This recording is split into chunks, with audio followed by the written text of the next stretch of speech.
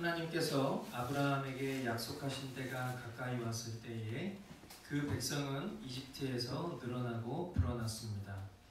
자신의 요셉을 알지 못하는 다른 임금이 이집트에 왕이 일어났습니다. 이 임금이 우리 결례에게 교활한 정책을 써서 우리 조상들을 학대하되 갓난 아기들을 내다 버리게 하여서 살아남지 못하게 하였습니다. 바로 이때 모세가 태어났습니다. 그는 부모가 아주 잘생긴 아기였습니다.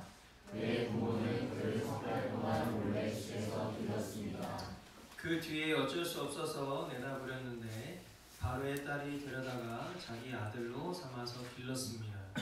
모세는 이집트 사람의 모든 지혜를 배워서 그 하는 말과 하는 일에 능력이 있었습니다. 모세가 40살이 되었을 때에 그의 마음에 자기 동족인 이스라엘 사람의 사정을 살펴볼 생각이 났습니다. 어느 날 그는 자기 동족 한 사람이 억울한 일을 당하는 것을 보고 그의 편을 들어 이집트 사람을 때려 죽여서 압박받는 사람의 원한을 풀어주었습니다. 그는 자기 동포가 하나님이 자기 손을 빌어서 그들을 구원하여 주신다는 것을 깨달을 것으로 생각하였는데 그들은 깨닫지 못하였습니다. 이튿날 모세는 동족이 서로 싸우는 자리에 나타나서 그들을 화해시키려고 하여 말하기를 이 사람들아 그들은 한 형제가 아닌가. 그런데 어찌하여 서로 해하는가 하였습니다. 그런데 동료에게 해를 입히던 사람이 모세를 떠밀고서 이렇게 말하였습니다. 누가 너를 우리의 지도자와 재판관으로 세웠느냐? 어제는 이집트 사람을 주시더니 오늘은 또 나를 이렇게 죽이려 하는가. 이 말을 듣고서 모세는 도망하여 미디안 땅에서 나그네가 되었습니다. 거기서 그는 아들 둘을 낳았습니다. 사실은 지난 뒤에 천사가 시내산 광야에서 40년 불빛 속에서 모세에게 나타났습니다. 모세가 이 광경을 보고 기이하게 여겨서 자세히 보려고 가까이 가는데 주님의 음성이 들렸습니다. 나는 내 조상들의 하나님 곧 아브라함의 하나님 이삭의 하나님 야곱의 하나님이다. 모세는 두려워서 감히 바라보지 못하였습니다. 그때 주님께서 모세에게 말씀하셨습니다. 내 신발을 벗어라. 내가 서 있는 곳은 거룩한 땅이다. 나는 이집트에 있는 내 백성이 학대받는 것을 분명히 보았고 또 그들이 신음하는 소리를 들었다. 그러므로 나는 그들을 구원하려고 내려왔다. 이제 내가 너를 이집트로 보내니 너는 가거라. 이 모세로 말하면 이스라엘 백성이 누가 너를 우리의 지도자와 재판관으로 세웠느냐 하고 배척한 사람인데 하나님께서는 바로 이 모세를 가시나무 떨기 속에 나타난 천사의 능한 손길을 붙여 지도자와 해방자로 세워서 그들에게로 보내셨습니다. 이 사람이 이집트 땅과 홍해에서 놀라운 일과 표징을 행하여 그들을 이끌어냈으며 40년 동안 광야에서도 그러한 일을 행하였습니다. 아멘. 예, 우리 전후좌우에 계신 분들 바라보면서 이렇게 인사하도록 하겠습니다. 네, 주님만 기대합니다. 주님이 하십니다. 네. 주님만 기대합니다. 아멘. 네, 우리가 지난 시간 또 오늘 그리고 다음 주까지 스테반의 총 3편의 한 편의 설교를 3번에 나눠서 우리가 같이 보고 또 볼 예정입니다. 우리가 지난 시간에 이제 스테반이 자신의 동족들 앞에서 자신의 민족의 역사를 이렇게 나열하는, 그래서 우리가 본의 아니게 구속사적 관점으로 구약의 전체의 어떻게 보면 시놉시스와 같은 그런 내용들을 우리가 쭉 살펴보고 있는데 오늘 이제 우리가 너무나 잘 아는 모세에 대한 이야기를 스테반이 집중적으로 설교를 하면서 그 가운데 과연 이것이 왜 복음으로 연결되는 메시지가 되는가에 대해서 우리가 아마 살펴보게 될 것입니다.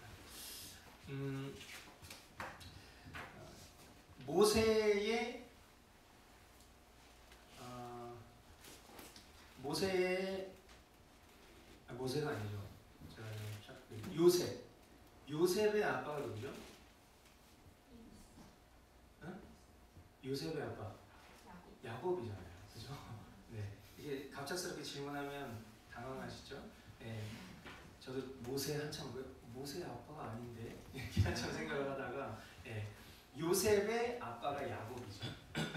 야곱이 이집트에 내려갔을 때, 그러니까 이제 모세의 청을 통해서, 요셉의 청을 통해서 야곱이 이집트에 내려갔을 때가, 야곱의 나이가 몇 살이었냐면 130살, 130세에 이제 이집트로 내려가요. 그때가 이제 우리가 따지는 연도로 이야기하면 언제냐면 BC, 기원전, 주전 1876년도. 이게 헤아릴 수가 있겠습니까? 오늘 우리가 지금 살아가고 있는 게 2018년도니까 거의 지금으로부터 3천 몇백 년, 굉장히 긴, 거의 4,000년 전의 일인 거죠. 그때가 이제 언제냐면 요셉이 총리가 된 지 9년째가 된 해예요. 이런 성경적 팩트를 가지고 이제 이스라엘의 역사서로 보면, 이스라엘이 아니죠.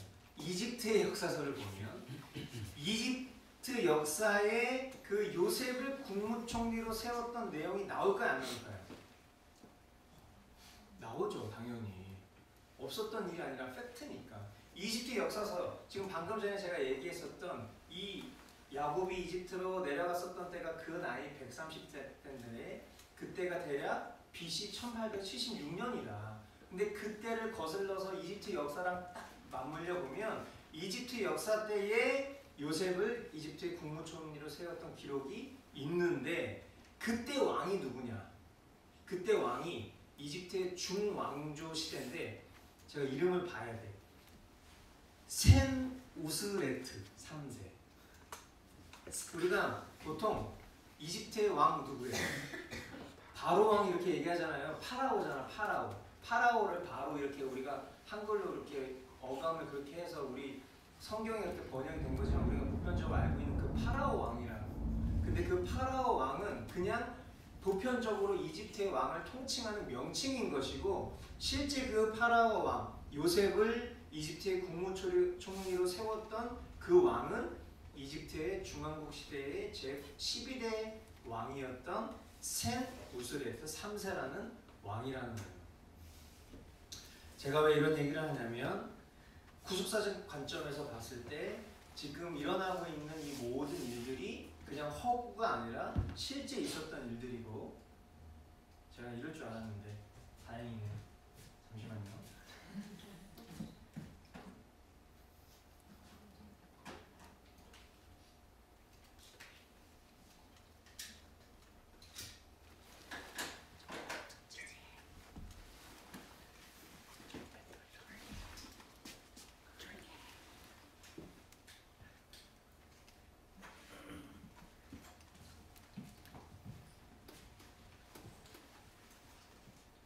그 구속사적 관점, 그러니까 예수 그리스도의 대를 이어가는, 아브라함을 통해서 하나님의 언약이 선포되고 그 언약의 성취를 이뤄가는 그 모든 역사 가운데 인류의 메시아를 도래하게 될 그 약속이 성취되어지는 과정 가운데에서 이 어떤 작은 에피소드 하나도 그냥 이루어진 것이 아니라 하나님의 철저한 계획과, 그리고 우리가 보통 히스토리라고 얘기하는 히즈 스토리, 그의 이야기, 하나님의 이야기가 우리의 인류의 역사인 것처럼 그 안에 담겨져 있는 이 실제 사건들을 우리가 한번 확인해 봄으로써, 요셉을 국무총리로 세웠던 왕이 실제로 센 우스레트 3세라는 왕이었구나. 그 왕이 참 우리한테 되게 고마운 왕이었구나. 그를, 요셉을 국무총리로 세움으로써 이스라엘 백성들을 이집트 땅으로 이끌어낸 장본인입니까?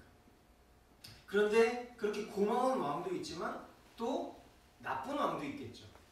오늘 우리가 이 본문 말씀에 보면 그 18절 말씀에 마침내 요셉을 알지 못하는 다른 임금이 이집트의 왕위에 올랐다.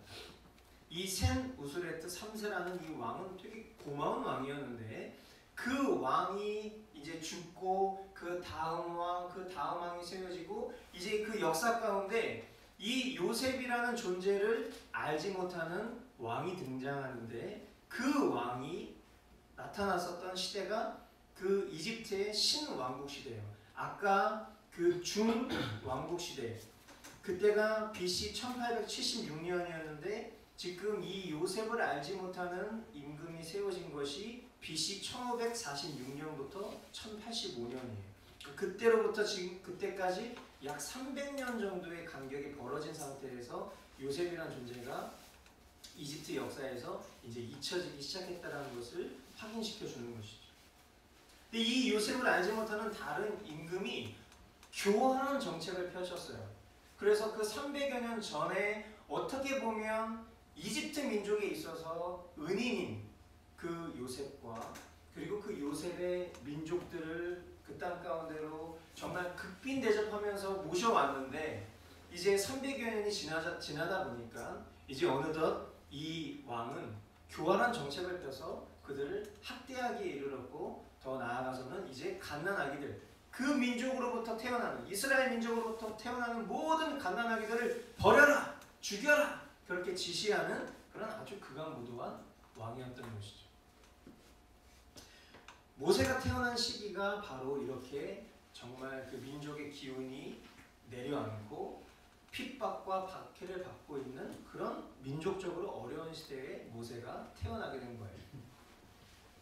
그 배경으로 오늘 본문 20절부터 22절 말씀을 보니까 바로 이때에 그렇게 어려운 그 시기에 모세가 태어났습니다. 그는 용모가 아주 잘생긴 아기였습니다. 그의 부모는 그를 석 달 동안 몰래 집에서 길렀습니다. 그 뒤에 어쩔 수 없어서 내다 버렸는데 바로의 딸이 데려다가 자기 아들로 삼아서 길렀습니다. 모세는 이집트 사람이 모든 지혜를 배워서 그 하는 말과 하는 일에 능력이 있었습니다. 우리가 상식적으로 생각해 보면 모세는 태어나자마자 어떻게 돼야 되는 거예요? 죽어야 되는 거죠.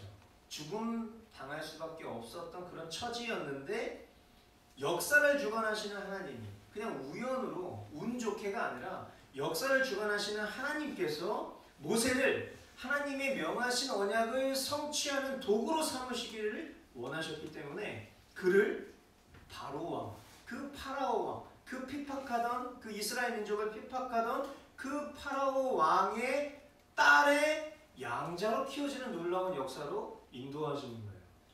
여러분 이 스토리 너무 잘 아시는 내용이잖아요, 그죠? 근데 이것을 저는 이렇게 곱씹어 볼 때마다 너무 신기한 것 같아요. 그러니까 정말 놀랍고 기이한 것은 어떤 것이냐면 이 바로 왕의 딸이 공주잖아요, 공주.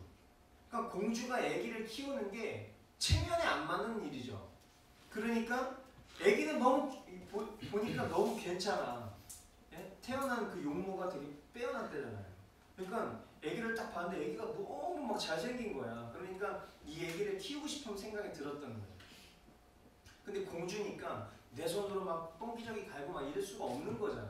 그러니까 이 아기를 키울 유모를 좀 알아봐라 했는데 공교롭게 그 유모가 바로 모세의 엄마였던 거죠.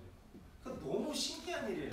그죠? 그러니까 친어머니 손에 길러지게 되면서 동시에 왕가의 가문의 보호를 받아.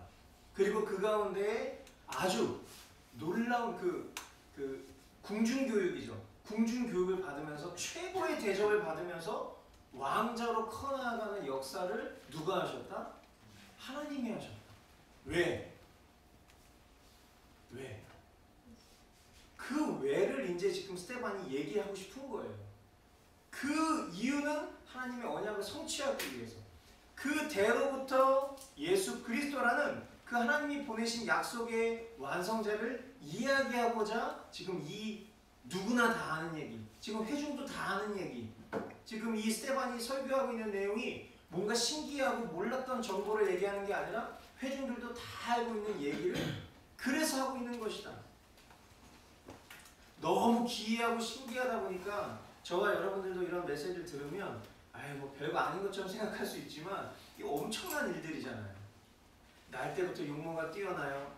히브리인인데 왕궁에서 이집트 왕궁에서 왕자로 길러져요. 궁중교육을 받고 있어요. 여러 훈련을 아마 받았을 거예요. 덕체가 겸비한 자로 키워졌을 테니까 결국 그 모든 것이 장차 이스라엘의 지도자로 준비시키시길 원하시는 하나님의 섭리였을 것이다.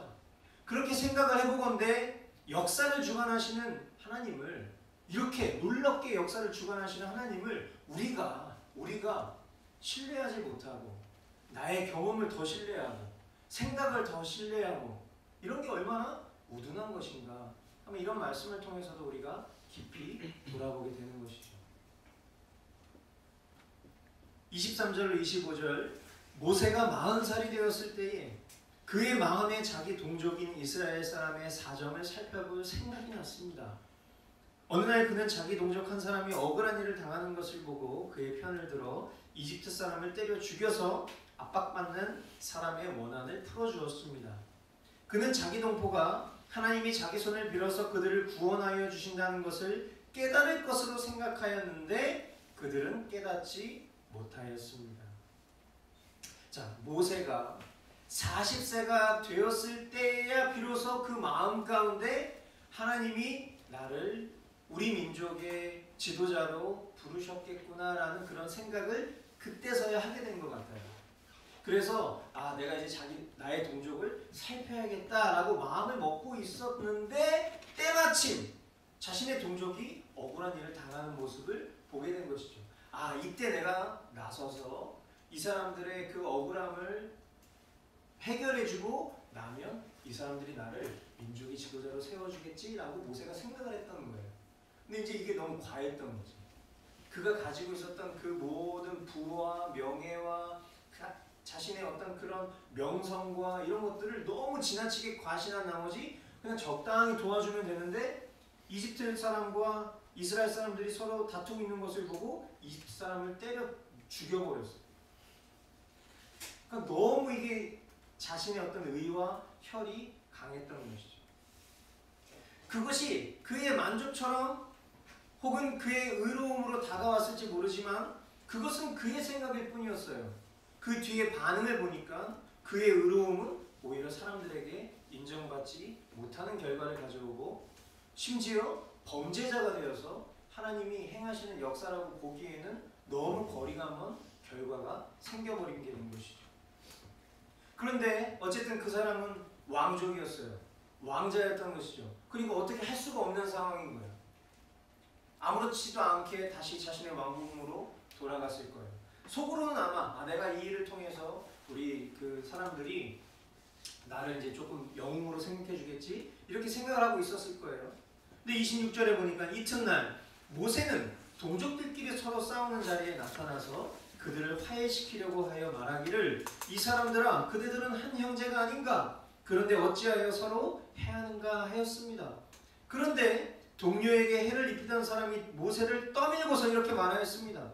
누가 너를 우리의 지도자와 재판관으로 세웠느냐?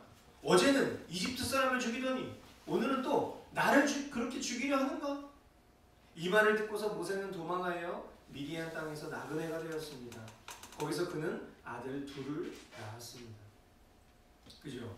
어저께 그 일이 있었어요. 자기 마음 가운데는 이제 내가 영웅이 되겠구나 생각을 했는데 바로 또 내다보니까 이제는 또 같은 이스라엘 사람들끼리 서로 다투는 것을 보고 이제 너그럽게 와가지고 이 보게들 싸우지 마 이렇게 딱 얘기했더니 이 사람들이 두려워하는 거예요. 그러면서 밀치면서 하는 얘기가 누가 너를 우리 민족의 지도자로 세웠냐?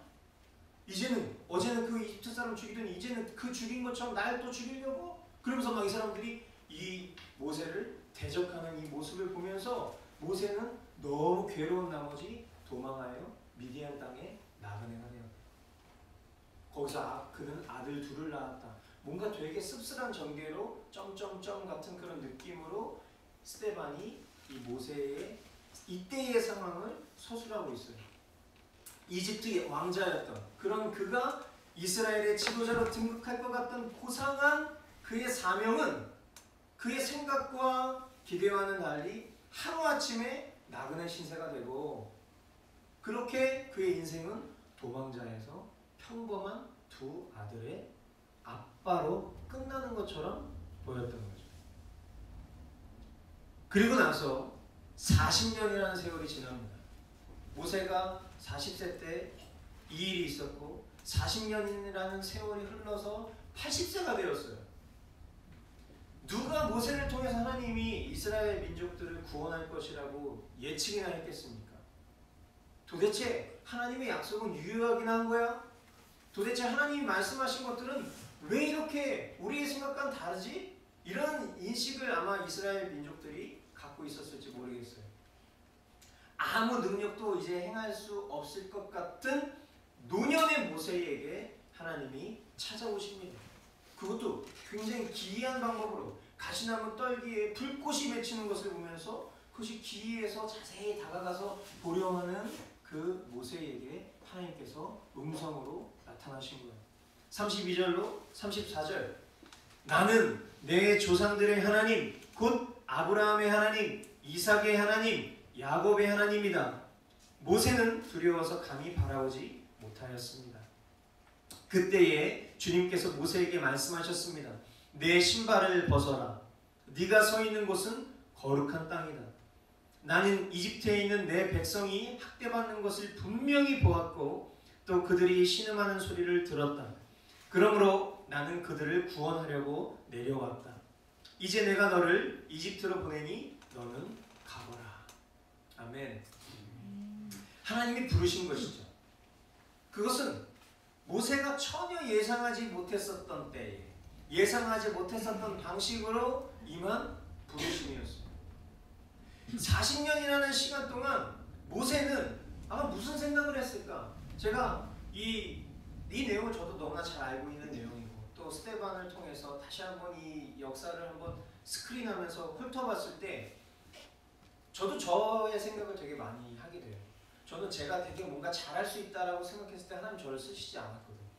그리고 저는 제가 되게 못할 거라고 생각하고 모든 걸 포기했을 때 하나님이 제가 원했던 것으로 하나님 저를 부르셨었던 경험이 있다 보니까 그 공백의 시간, 내 생각과 하나님의 생각이 다른 그 공백의 시간에 내가 뭘 하면 지낼지를 한번 떠올려 본 거예요.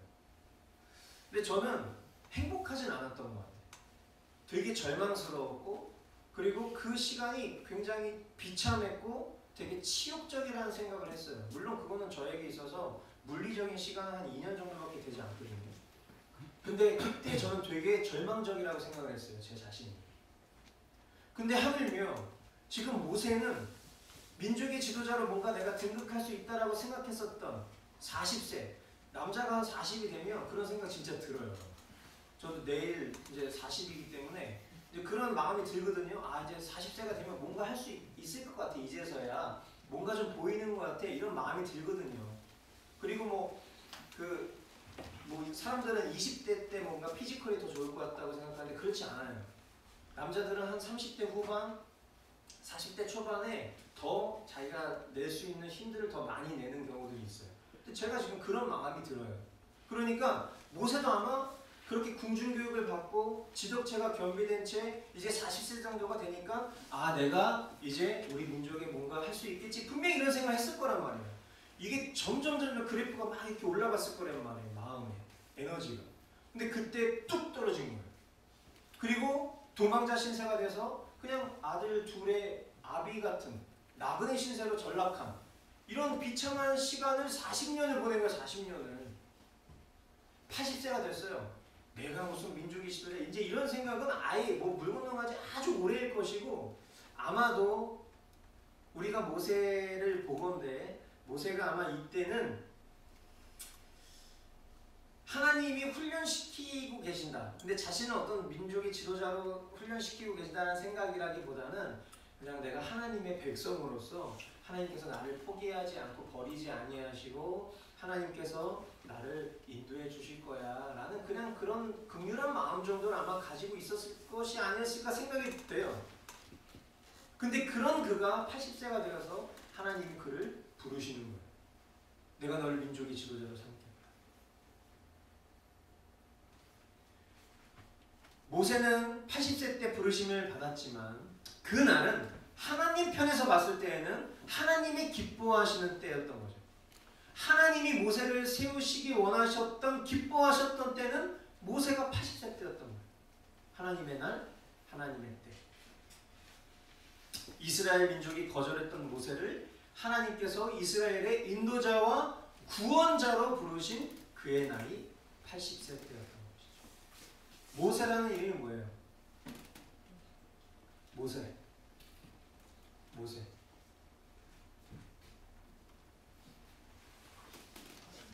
뭐요?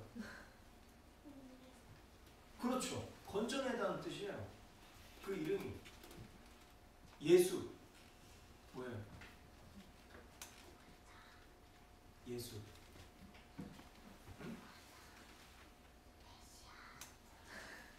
그래요. 그러니까 같은 맥락인 거죠. 같은 맥락. 자, 모세가 아까 제가 얘기했잖아요. 스데반이 왜 이 모세의 이야기를 하고 있느냐. 다 알고 있는 그 얘기를 서사를 풀고 있잖아요. 근데 그 서사를 풀고 싶은 게 아니야. 모세가 우리 민족이 그 존경하는 그 지도자가 그냥 실존했었던 인물이지만 그냥 그런 인물이 아니라 모세가 예수님의 모형이라는 것을 스데반 지금 말하고 싶은 거예요.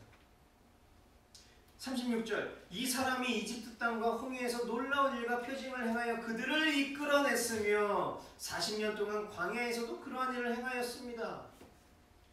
모세와 예수님을 교묘하게 오버랩시키고 있는 내용을 얘기하는 거예요.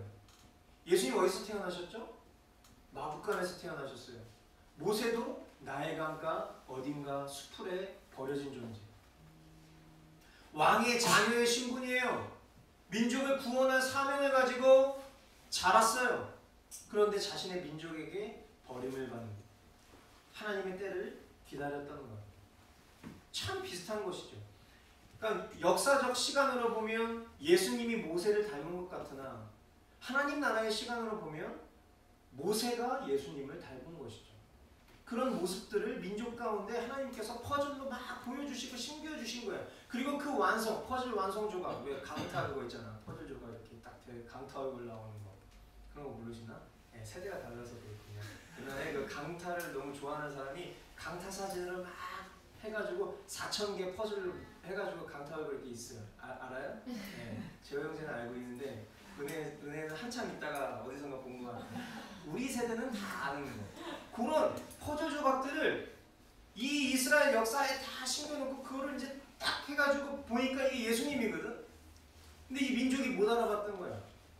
그리고 이제 그것을 부인하려고 하고 분명히 알고 있는 것 같은데 그 얘기하는 사람들 잡아 죽이려고 하고 어떻게 해서든지 괴롭히려고 하고 있는 그 안에서 지금 이 이스라엘 역사를 반복해서 얘기했을 때 그것은 그 퍼즐 조각들을 보여주고 싶은 거예요. 스데반은 이 설교를 그들의 민족에게 지금 하고 있어요. 어떤 민족보다도 민족성이 강한 게 유대인이죠. 그런 그들이 자신들의 역사를 모를 리가 없을 거예요. 이토록 오랜 기간 자신들의 민족을 구원할 메시아를 기다리던 그들에게 예수 그리스도는 오래전 이집트 왕자 출신인 모세와 잘 닮았다는 것을 듣는 사람들이 알았을까 몰랐을까? 알았겠지. 분명히 저는 알았을 거라고 생각해요. 그리고 성경은 그런 모습들을 많이 보여주죠. 그 사람들이 모르고 억울해서 아니 저 사람 왜 저런 헛소리를 해? 이런 반응이 아니라 알고 있지만 인정하고 싶지 않아. 내 생각과 내 기준이 중요하지 하나님 생각과 기준이 중요할 리가 없어. 이런 마음인 거예요. 마음이 완악한 자는요. 스데반의 이 설교를 듣고 있으면서 그 회중 가운데는 이런 마음을 가졌겠죠. 그래서 어쩌라는 건데? 지금 나한테 너 따위가 가르치려고 드는 거야? 아마 이런 마음들을 갖고 있는 회중들이 정말 많았을 거예요. 우리가 결과를 아니까. 그런데 깨닫는 자가 깨닫는 법이에요. 이게 말이 되게 말장난 같은데 깨닫는 자가 깨닫는 법이에요. 하나님께서 깨닫게 해주시면 우리가 어저께 시편 말씀도 봤지만 말씀을 봐도요. 우리가 종교 행위로 말씀을 보면 깨닫지 못합니다. 그냥 교훈 한 줄 정도 얻을 수는 있겠죠. 하지만 하나님의 속마음, 본뜻은 알 수가 없어요. 내가 나 오늘 말씀 봤어. 말씀 보는 사람들은 되게 많아요. 그리고 말씀 보는 건 기본이 기본. 내가 말씀 보는 것을 자랑할 이유는 없어요. 그런데 말씀을 본 것으로 만족할지 모르지만 그래서 거기서 뭔가 하나님의 뜻을 깨달은 것 같지만 실제로 하나님의 뜻을 깨닫지 못할 수 있다. 되게 무서운 거거든요. 스데반이 설교를 하고 있어요. 그 설교를 들은 것으로 그 설교가 그의 것이 되는 게 아닌 것처럼 깨닫는 자가 깨닫는 법이에요. 그들의 역사를 통해서 말로 형용할 수 없는 기적으로 자신의 민족을 구원해 가시면서 언약을 성취해 가시는 하나님을 바라볼 수 있다면, 그런 사람이라면 스데반의 이 설교는요 그냥 역사를 나열한 것이 아니라 복음이라는 것을 알았을 거예요. 그죠? 제가 이 말씀을 준비하면서 하나님께서, 그러니까 저도 이제 이게 강해를 하다 보면 예를 들어서 그냥 이렇게 풀어진 내용을 이야기하는 것은 제가 뭔가 거기다가 그 주석을 보고 연구하면서 각주를 달면서 여러분들한테 전달을 할 수가 있는데, 내용 안에 내용이 있는 거 있잖아요. 내용 안에 이런 역사의 스토리가 있는 거. 그럼 이거 되게 애매한 거예요. 뭘 얘기해요? 그냥 역사를 또 얘기해야 되는 거야? 근데 그게 아니라는 걸 또 깨달은 거죠. 저도. 이 말씀을 준비하는 후반부쯤에, 지금 이 시점에서 스데반의 설교가 그냥 역사를 나열한 것이 아니라 깨닫는 자는 복음으로 들렸겠구나. 그러면 동일하게 저와 여러분에게도 하나님이 주시고자 원하시는 두 가지 마음이 오늘 이 본문을 통해서 명백하구나. 그거 살펴보고 이제 말씀 마무리하겠습니다. 한번 따라해 주시겠어요? 첫 번째, 하나님의 주권적 섭리를 믿자. 하나님의 주권적 섭리를 믿자. 모세가 죽임당할 태생이었지만 하나님의 놀라운 보호하심과 양육을 받으면서 자랐죠. 모세의 일생은 허구가 아니라 역사예요. 그것은 우연이나 팔자가 좋은 게 아니에요. 하나님의 섭리였던 거죠. 모세의 하나님, 그렇게 섭리로 이끌어 가시는 그 모세의 하나님이 저와 여러분의 하나님이시기도 합니다. 아멘? 모세에게만 그런 놀라운 역사가 있는 것이 아니라 오늘을 살아가고 있는 저와 여러분의 하나님 동일하시기 때문에 우리에게도 하나님은 어떤 운명이나 팔자나 운 좋은 곳으로 이끌어 가시는 분이 아니라 철저한 하나님의 주권적 섭리로 저와 여러분을 이끌어가고 계신다는 걸 믿으시기 바랍니다. 우리가 살아가다 보면 지금은 굉장히 우리는 평탄한 시대를 살고 있어요. 제가 봤을 때 시대가 평탄하다는 것이 아니라 우리들의 시대, 여러분 각자가 살아가는 시대, 물론 여러분들 치열하게 제가 우리 지체들 일터도 찾아가서 지금 만나고 있고 그런 모습들을 보면 여러분들이 다 치열하게 살아가고 있지만 그래도 굉장히 상대적으로 평탄하게 살아가고 있는 것처럼 보여서 참 감사했어요. 그런데 살아가다 보면 제가 여러분을 저주하는 것이 아니라 우리도 다 아는 바지만 분명히 살아가다 보면 우리가 감당하기 어려울 것 같은 어려움들이 분명 우리 인생 가운데 찾아올 수도 있는 거잖아요. 오늘 이 한 편의 설교를 우리가 들었을 때 우리가 붙잡고 방금 전 선포했던 것처럼 하나님의 주권적 섭리를 믿자 이렇게 얘기하는 것이 그냥 기억으로 끝나는 것이 아니라 이것을 정말 여러분들이 믿으신다면 우리의 삶 가운데 분명 어려운 일이 찾아올지라도 그때 하나님께서 이 모든 어려운 것들도 협력하여서 선으로 이루어 주실 거야 라는 그런 믿음을 그때 쓰실 수 있어야 되는 거예요. 아멘? 그러면서 그때 그 우리의 입술에서 하나님 왜 나에게 이런 일들을 허락하셨어요? 라고 항변하기보단 상황은 어렵지만 그리고 내가 이 말을 할 수 있는 용기도 없지만 그때 내 입술로 하나님은 선하십니다. 하나님은 선하십니다. 그 선하신 하나님이 나의 하나님이시며 그 하나님이 나를 인도해 주실 것입니다. 라고 고백할 수 있는 고백. 그 섭리를 믿는 것. 그것이 오늘 이 말씀을 통해서 첫 번째로 저와 여러분에게 주시기 원하시는 하나님의 복음입니다. 두 번째, 한번 따라해 주시겠어요? 하나님만 기대하자. 하나님만 기대하자. 네, 우리가 이런 인사도 많이 하고 하나님 기대하자. 하나님 기대해야죠. 네, 이렇게 마음속으로 여길 수 있어요. 하나님 기대해야죠. 근데 이제 말은 하나님 기대하는데 생각은 이제 다른 거를 막 기대하고 있는 마음이 있을 수 있는데 그거 일단 우리가 지금 끊어내야 됩니다. 모세가 40세 되었을 무렵에 그는 자신이 뭐든지 하면 다 잘할 수 있을 거라고 생각했다고 했어요. 근데 하나님은 80세의 모세를 기다리셨다. 하나님은 80세가 되기를 기다리셨다. 물론 시간을 초월하신 하나님이 기다리셨다는 표현은 어폐가 있을 수 있지만 하나님이 예정하신 모세의 때는 80세였다. 자신의 힘과 능력, 경험과 지혜가 보잘것없다는 것을 처절하게 느낄 수밖에 없던 시간이 모세에게 40년 필요했다. 그것도 광야에서. 근데 자신이 아무것도 할 수 없다라고 느꼈던 그때의 하나님은 민족의 지도자로 구원자로 부르셨다. 하나님만 기대할 수밖에 없었던 시간이 40년이 필요했다.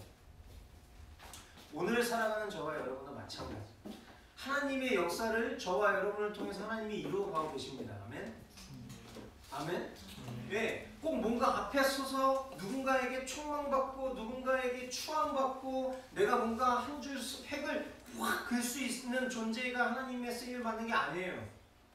저와 여러분도 하나님의 시간 가운데 하나님의 놀라운 섭리로 하나님의 나라를 이루어가고 있는데 저와 여러분 하나님 쓰고 계신 중이에요. 아멘. 하나님은 하나님 때 하나님 방식으로 준비된 자들을 쓰실 겁니다. 지금도 쓰고 계시지만 만약에 우리가 정말 하나님께 온전히 쓰임받기를 원한다면 제가 이제껏 신앙하면서 깨닫게 된 두 가지 중요한 깨달음이 있어요. 이것은 제 깨달음이 아니라 성경을 통해서 깨달은 바 두 가지 중요한 깨달음이 있어요. 하나님 어떤 자를 쓰시는가? 하나님은요, 한번 따라해 주시겠어요? 하나님은 깨끗하고 겸손한 자를 쓰신다. 하나님은 복음을 깨달은 자를 쓰신다. 아멘. 전 이 두 가지가 확실하다면 하나님 그 사람 쓰실 거라고 확실해요. 하나님은 깨끗하고 겸손한 자를 쓰시고요. 하나님은 복음을 깨달은 자를 쓰세요. 아무리 생각해도 이 두 가지는 절대 진리라고 봐요. 우리가 허망한 존재로 이 땅을 살아가지 않고요. 하나님의 역사를 이루어가는 자가 되기를 진정 소망한다면 우리는 우리 자신을 정결하게 가꿔야 돼요. 다른 거 할 게 아니라 정결하게 가꾸는 일에 우리 집중을 해야 돼요. 왜냐하면 하나님은 금그릇도 은그릇도 질그릇도가 아닌 깨끗한 그릇을 쓰시겠다고 말씀하십니다. 그죠? 그러니까 우리는 금그릇, 은그릇에 관심이 많아요. 거기서 나온 게 금수저, 은수저 뭐야? 근데 거기서 흙수저 나오잖아요. 질그릇. 그러니까 우리가 바라보는 관점은 그런 걸 본다고. 누가 금그릇이냐, 누가 은그릇이냐, 누가 질그릇이냐, 누가 금수저냐, 누가 은수저냐, 누가 흙수저냐, 이런 거에 관심을 쏟고 있지만 하나님은 깨끗한 그릇. 아니 몸은 어때? 수저가 더러우면 그걸로 뭘 퍼먹어? 깨끗한 것이 먹을 수 있는 거예요. 쓸 수 있는 용도가 돼야 되는 거예요. 그러니까 우리가 하나님께 쓰임받기를 원한다면 제가 말하는 것은 세상적 성공을 배제하고 말하는 게 아니에요.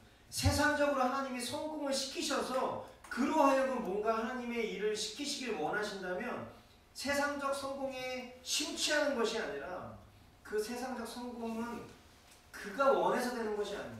그가 깨끗하면 하나님의 뜻에 따라서 그를 세상적 성공을 거두게 할 수도 있고 아닐 수도 있는 거죠.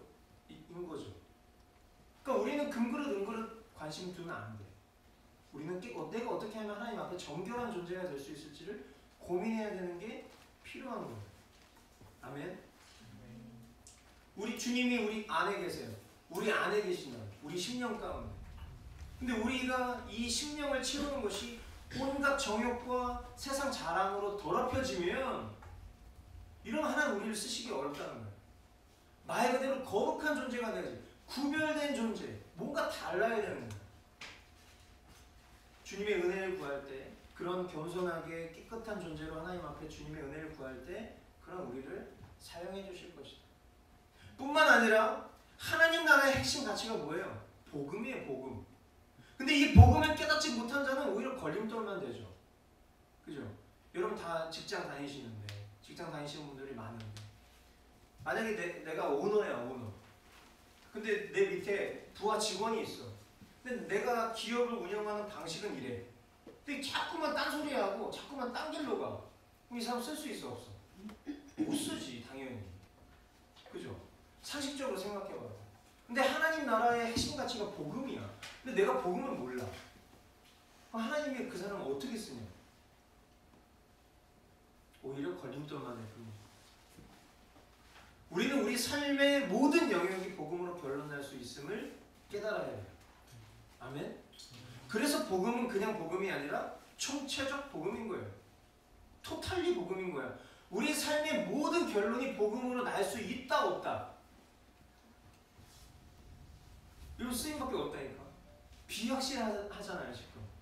복음으로 결론 날 수가 있으니까 우리 삶이 모든 영역이 있어요? 없어요? 있어요. 우리의 모든 삶이 복음으로 결론이 날 수 있어요. 복음이 뭐예요? 예수 그리스도. 아멘. 복음 예수 그리스도예요. 저와 여러분들이 고백한 바대로 우리는 예수 그리스도로 살고 예수 그리스도로 죽었음을 인정할 때 모든 삶의 결론은 주님이 하시는 것입니다. 아멘. 그게 복음을 깨닫는 거예요. 내 삶의 주인이 내가 아니라 내 안에 살아 역사하시는 주님이시구나. 그러면 내 삶의 어떤 실질적인 문제도 내가 아니라 주님이 그것을 이끌어 가실 수 있다라고 신뢰하는 믿음. 그게 주님을 기대하는 자의 태도인 거예요. 아멘. 우리가 불가능하다 여기는 그때가 진정 주님이 하실 수 있는 최고의 타이밍인 것이죠. 나의 필요와 나의 성공에 주님을 땡기는 것이 아니라 그거 믿음 쓰는 거 아니에요. 진짜 믿음을 쓰는 것은 주님의 필요와 주님의 성공에 내가 죽는 거예요. 그런 자를 하나님이 쓰십니다. 준비 안 되면 준비시키신다. 그죠? 40년 걸려도 준비는 시키시는 거예요. 끝끝내. 그게 복음으로 사는 가치인 거죠. 그러므로 우리 더욱 주님만 기대하며 살아갑시다. 아멘. 주님께서 온전히 일하실 수 있도록 깨끗하고 겸손한 자가 되기를 훈련합시다.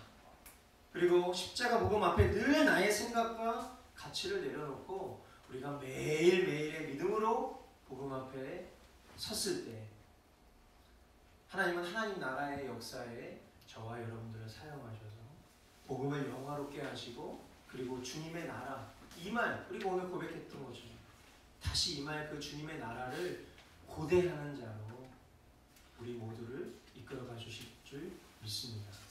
아멘. 자, 우리 그런 마음으로 우리 옆에 있는 지체를 바라보면서 우리 오늘 깨달은 두 가지 이렇게 선언해 줬으면 좋겠어요. 하나님의 주권적 섭리를 믿읍시다. 예, 또 다른 분 바라보면서 주님만 기대합시다. 아멘. 기도하겠습니다. 하나님 아버지, 하나님께서 야곱, 요셉, 그리고 모세를 통과하여 예수 그리스도라는 언약의 성취를 이루시기까지, 그리고 2018년을 살아가고 있는 우리 모든 심령들 가운데 그 예수 그리스도가 살아 역사하셔서 하나님의 나라를 이루어 가시기까지 우리 인간으로서는 측량할 수 없는 수천 년의 세월이 지났음에도 불구하고 하나님의 복음, 예수 그리스도 십자가 복음이 지금 이 순간까지도 전해지고 있고 흘러가고 있고 우리의 심령을 통과하여 누군가에게 전달되고 있음이 그것이 기적임을 이 시간 주님 앞에 고백하지 않을 수 없습니다. 하나님, 우리가 우리의 삶에 함몰되고 하나님의 역사와 하나님의 시선을 놓치고 있을 그때에도 하나님 신실하게 하나님의 역사를 이뤄가시는 줄 믿습니다. 연약하고 부족한 우리를 하나님의 뜻에 맞게 이끌어 사용하시고 더럽고 어지럽혀진 우리의 마음밭을 그리스도의 보혈로 정결케 하셔서 다시금 우리로 하여금 하나님의 뜻에 맞게 살아갈 수 있도록 인도하시는 주님의 신실하심을 의지하고 기대입니다. 하나님, 우리 머스터교회 모든 성도들이 한 마음과 한 뜻이 되어서 주님 다시 오실 날이 멀지 않은 이때에 하나님, 우리가 주님의 마음을 품고 살아가는 자들이 될 수 있도록 도와주시고, 늘 말씀과 기도 생활을 하되 그것이 우리의 종교 생활로 그쳐지는 것이 아니라 정말 신앙생활이 되어서 하나님의 뜻을 깨닫고 그 깨달은 바 하나님의 뜻을 지킬 때에 하나님 영광 받으시고 찬양 받으신다 말씀하셨사오니, 하나님, 우리 모든 지체들이 그렇게 주님의 뜻을 따라 살아가기에 부족함 없도록 인도하여 주시옵소서. 이 시간 주님 앞에 귀한 물질로 예물을 드립니다. 하나님, 이 물질이 하나님 나라를 위해 귀히 사용되게 하여 주시고, 또한 우리가 드린 것이 아버지 하나님 앞에 돈을 드린 것이 아니라 우리의 심령의 전심을 내어드린 고백이 될 수 있도록 도와주시고, 하나님, 우리의 곳간이 메마르지 않도록 주님께서 늘 우리를 지키시고 보호하사 우리가 먹고 사는 문제 때문에 고민하기보다는 하늘의 것을 구하며, 또 하나님 우리에게 풍족하게 채우시는 것을 또 누군가에게 흘려줄 줄 아는 그런 그리스도인들 될 수 있도록 인도하여 주시옵소서. 찬양받기 합당하신 주님, 모든 존귀와 영광을 홀로 받아 주옵소서. 예수 그리스도의 이름으로 기도드리옵나이다.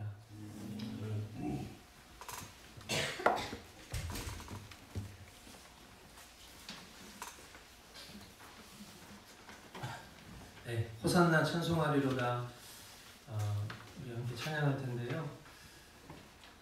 말씀 준비하면서 또 어제 우리가 시편 말씀 묵상하다 보니까 주님을 경외하는 것이 지혜의 근본이고 하나님의 계명을 지키는 것이 하나님 찬양받기 합당하신 우리의 행위라고 주님 말씀하셨어요. 다시 한번 우리가 이 찬양 하나님 앞에 고백할 때에 그 마음을 우리 마음 가운데 새기고 그 신앙의 고백으로 이 시간 함께 찬양하면서 준비한 예물 드리도록 하겠습니다.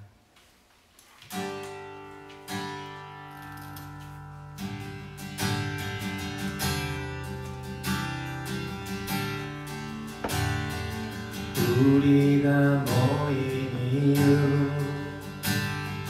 주님을 높이는 것, 다시 오실 주님을 기다리며 준비하라. 그날이 오기까지 온전히 겸비하리. 말씀과 기도로 주의 길을 수축하.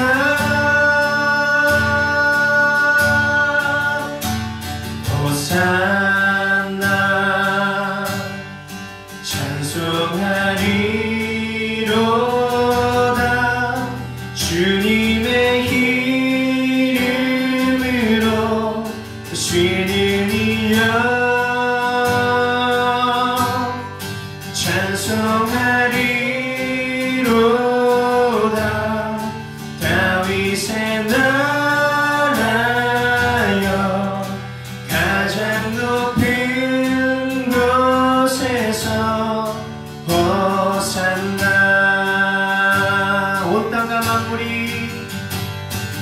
온 땅과 만물이 주 앞에 엎드리네. 천군 천사 모두 주님께 굴복하네. 사탄은 무너지리. 주님의 위엄 앞에 승리하리. 마라나타. 호산나 찬송하리로다. 주님의 이름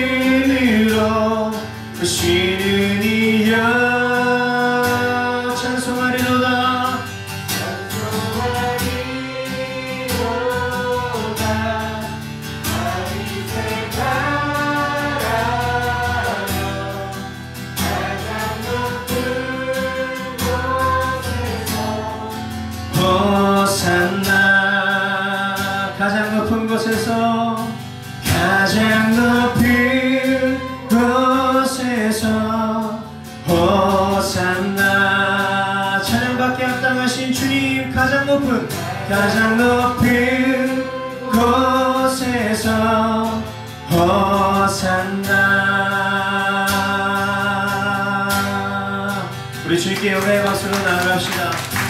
네, 할렐루야. 주님 찬양합니다.